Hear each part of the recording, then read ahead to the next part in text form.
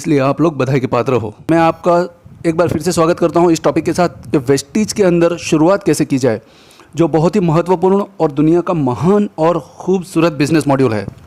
क्योंकि जितने लोग इस बिज़नेस में शामिल होते हैं, जब उन्होंने देखा होता है हमारा बिजनेस प्लान, जब उन्होंने सुना होता है उन लोगों के बारे में जो इस बिज़नेस में सफलता पा चुके हैं, जब वो मिले होते हैं या उन्होंने सुना होता है उन लोगों के बारे में जिन्होंने हमारी प्रोडक्ट्स का फ़ायदा उठाया और सफल हुए, यही सब चीज़ें हैं जो लोगों को वेस्टीज के बिज़नेस के जुड़ने के लिए एनकरेज करती है।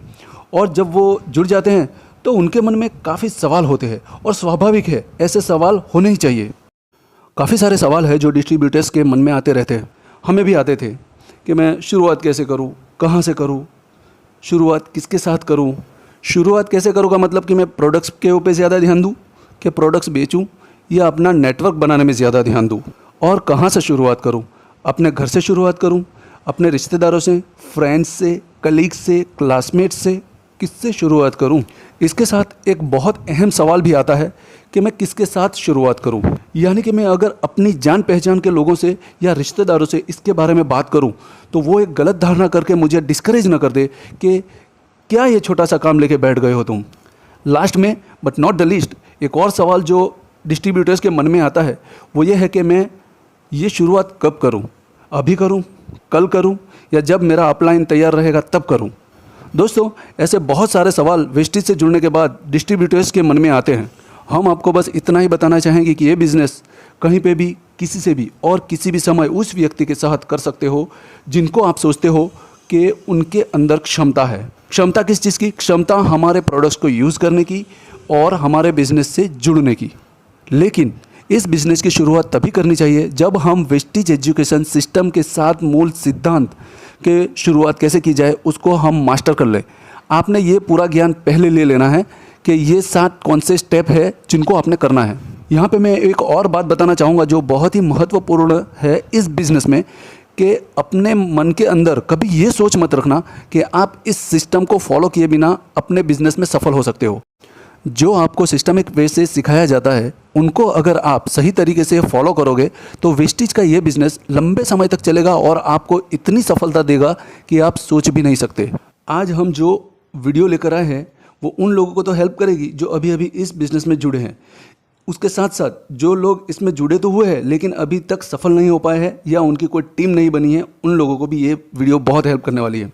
पिछले वीडियो में हमने बताया था कि वेस्टीज ज्वाइन करने के बाद और वेस्टीज का काम शुरू करने से पहले आपने क्या करना है। अब इस वीडियो में हम बताएंगे कि वेस्टीज का काम शुरू कैसे किया जाए और ऐसे कौन से सिद्धांत हैं जो इस काम में आपको सफल बना सकते हैं।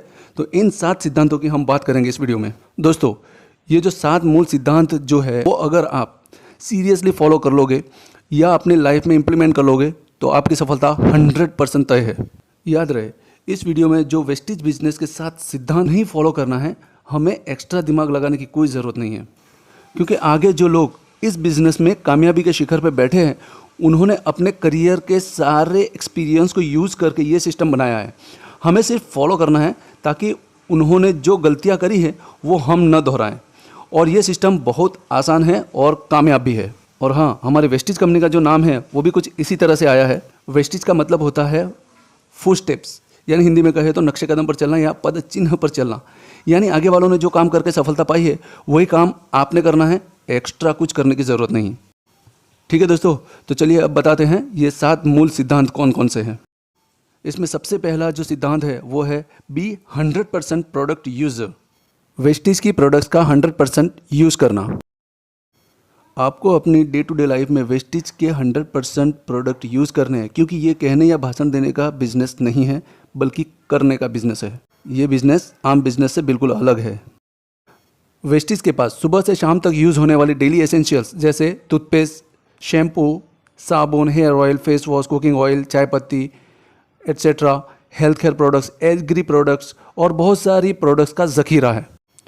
तो हमें निश्चय करना होगा कि जो भी प्रोडक्ट्स वेस्टीज में उपलब्ध है वो मुझे यूज़ करना ही है। अगर आप ही यूज़ नहीं करोगे तो दूसरों को कैसे बताओगे? आप यूज़ करोगे तब आपको उसकी क्वालिटी का एहसास होगा, और आप जब दूसरों को बताओगे तो उसमें एक अलग आत्मविश्वास होगा और लोग आप पे जल्दी भरोसा करेंगे और आपसे जुड़ेंगे और आपका बिजनेस तेज़ी से बढ़ेगा।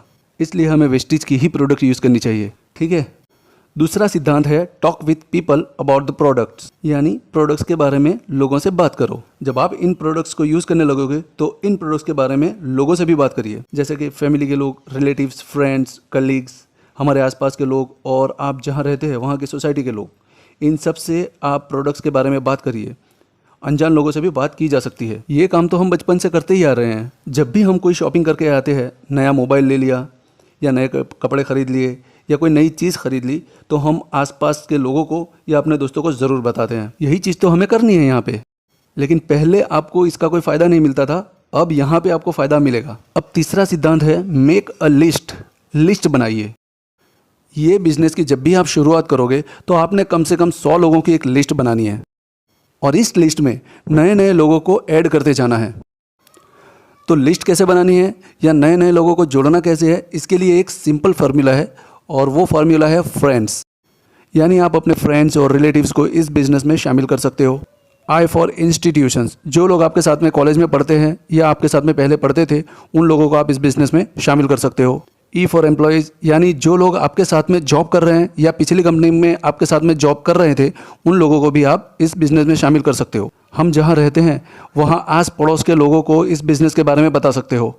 डी फॉर ड्रीमर्स, यानी जिन लोगों के सपने बड़े होते हैं या वो ज़िंदगी में कुछ बड़ा करना चाहते हैं, वैसे लोगों को आप ये बिज़नेस दिखा सकते हो। और आखिर में आता है स्ट्रेंजर्स, यानी आप कहीं बाहर हो या बस में हो, फ्लाइट में हो, ट्रेन में हो या कहीं पब्लिक प्लेस में हो, तो आपके आसपास में जो भी स्ट्रेंजर्स होते हैं उन लोगों को भी ये प्लान दिखाया जा सकता है। लिस्ट बनाते समय आपने कोई भी बायस नहीं रखना है, यानी हमें अंतर्यामी नहीं बन जाना है कि फला आदमी वेस्टेज करेगा या नहीं करेगा।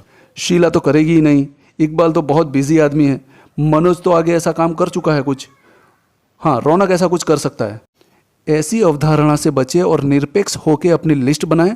किसी को भी प्रीजज नहीं करना है, सबको हमने इनवाइट करना है।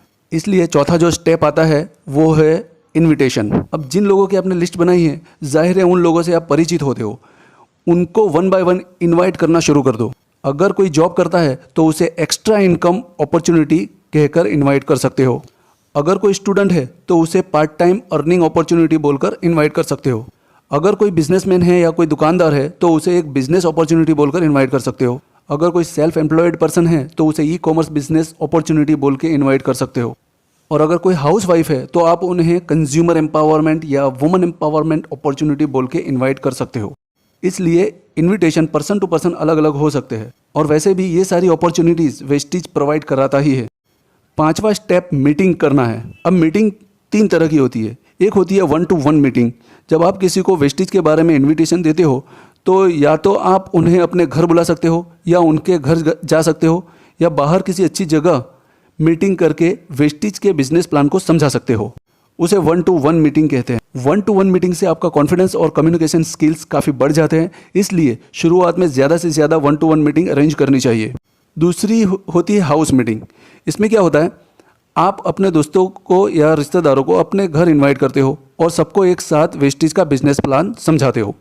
जितनी ज़्यादा हाउस मीटिंग करोगे उतने ही ज़्यादा लोग आपके बिजनेस में जुड़ते जाएंगे। और तीसरे टाइप की जो मीटिंग होती है वो बिल्ड मीटिंग्स या सेमिनार्स होते हैं। ये सेमिनार्स कंपनी द्वारा अरेंज किए जाते हैं। इस मीटिंग में बड़े बड़े लीडर्स और अचीवर्स आते हैं और अपनी कामयाबी की कहानियाँ बताते हैं और हमारा मोटिवेशन बढ़ाते हैं। ऐसे सेमिनार्स में आप जितने लोगों को लेकर जाओगे उतना आपका बिजनेस तेज़ी से बढ़ेगा। इसमें डिस्ट्रीब्यूटर्स एक दूसरे को जान पाते हैं और आसपास के लोगों को मिल पाते हैं और वो कितने आगे जा रहे हैं ये देख के इंस्पायर भी हो सकते हैं। छठा स्टेप टीम वर्क का है। नेटवर्क मार्केटिंग लोगों द्वारा किया जाने वाला बिजनेस है।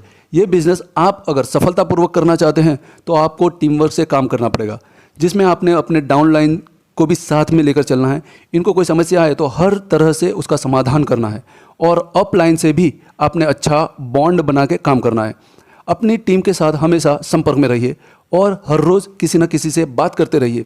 नए अपडेट या नया वीडियो आ जाए तो फ़ौरन टीम से शेयर करिए। हर 8 से 10 दिन में अपनी टीम की एक मीटिंग बुलाएं और उसमें अपने अपलाइन को भी शामिल कीजिए। यहाँ पे आप अपनी जो भी प्रॉब्लम्स है वो अपलाइन को शेयर कीजिए और जो डाउनलाइन की प्रॉब्लम्स है उसे सॉल्व करके उन्हें भी मोटिवेट करते रहिए। इस तरह से आप एक ऑर्गेनाइज्ड वे में काम कर सकते हैं। मीटिंग्स अगर फिजिकली पॉसिबल नहीं है तो जूम या कॉन्फ्रेंस से भी कर सकते हैं। समय समय पर आप अपने डाउनलाइन का फॉलोअप लेते रहिए। अगर उन्हें कोई ट्रेनिंग की ज़रूरत है तो ट्रेनिंग प्रोवाइड कराइए। इस तरह टीम वर्क में काम करने से हर किसी को फ़ायदा होता है। और सातवां और आखिरी स्टेप है फॉलोअप का। फॉलोअप दो प्रकार के लोगों के साथ होता है, एक अपनी टीम के साथ और दूसरा उन लोगों के साथ जिन लोगों ने आपके बिजनेस को जान तो लिया है पर ज्वाइनिंग के लिए अभी